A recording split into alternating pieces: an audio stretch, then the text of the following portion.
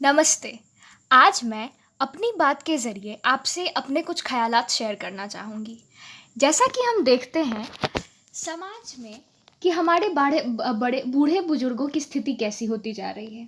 तो चलिए आज इस विषय में बात करते हैं कि वर्तमान समय में उपेक्षित होते हमारे बुज़ुर्ग और उनकी स्थिति। भारत की संस्कृति और परंपरा अद्वितीय है। इसके बावजूद हमारी संस्कृति इतनी लड़खड़ाती नजर आ रही है, जिसे देखकर हमारी अंतरात्मा उद्वेलित हो जाती है। जिनकी गोद में हम खेलते हैं, जिनकी अनुभव के पल पर हम अपने जीवन का मुकाम खड़ा करते हैं, उन्हीं को उपेक्षित होते देख किसकी आंखें नहीं नम हो जाएगी। वर्तमान समय में हमारी संस्कृति इतनी कमज़ोर हो चुकी है कि अपने बूढ़े होते माता पिता को ही हम भूल जाते हैं, उनकी अनदेखी करते हैं।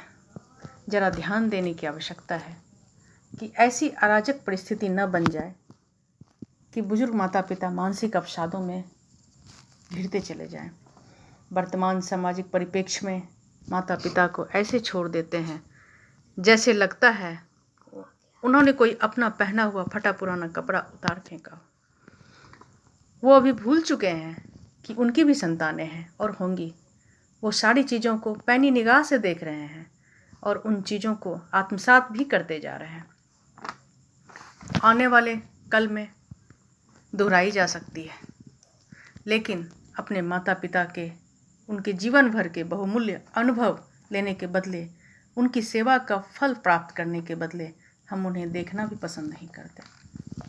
क्या ये सामाजिक और नैतिक पतन नहीं? वर्तमान पीढ़ी इतनी स्वार्थी कैसे हो सकती है?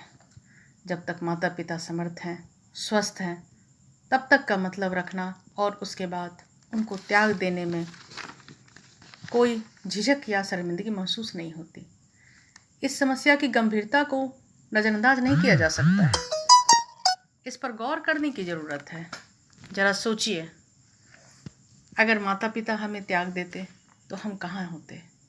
लेकिन वो ऐसा सोच भी नहीं सकते, क्योंकि वो माता पिता जो ठहरे। बस बढ़ती जा रही समस्या पर गौर करने की ज़रूरत है और अपनी संस्कृति को बचाने की ज़रूरत है। संस्कारों को जगाना होगा, बचाना होगा।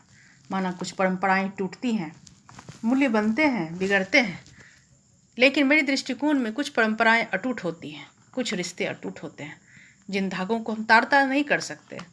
मूल्यों के परिवर्तन का मतलब ये नहीं कि नैतिक पतन हो जाए और लोग अनैतिक कार्य करने लग जाएं। अपने बड़े बुजुर्गों को सम्मान देना, उनका आशीर्वाद लेना, उनके अनुभवों को बटोरना, ये हमारा कर्तव्य है, नैतिकता है, और यही हमारी पहली सांस्कृतिक धरोहर है।